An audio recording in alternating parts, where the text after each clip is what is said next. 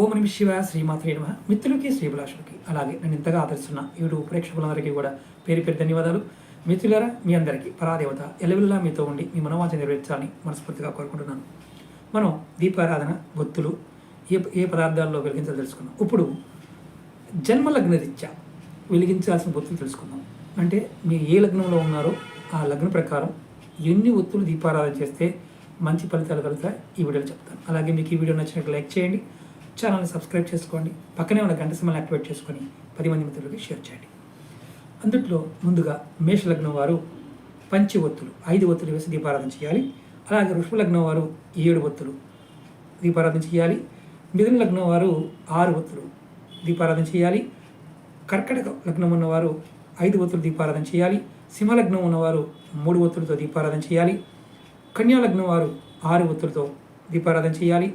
తులా లగ్నం వారు 7 ఒత్తులతో దీపారాధన చేయాలి.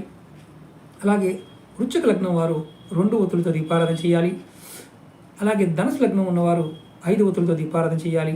అలాగే మకర లగ్నం వారు 6 ఒత్తులతో దీపారాధన చేయాలి. కుంభ లగ్నం వారు 6 ఒత్తులతో దీపారాధన చేయాలి.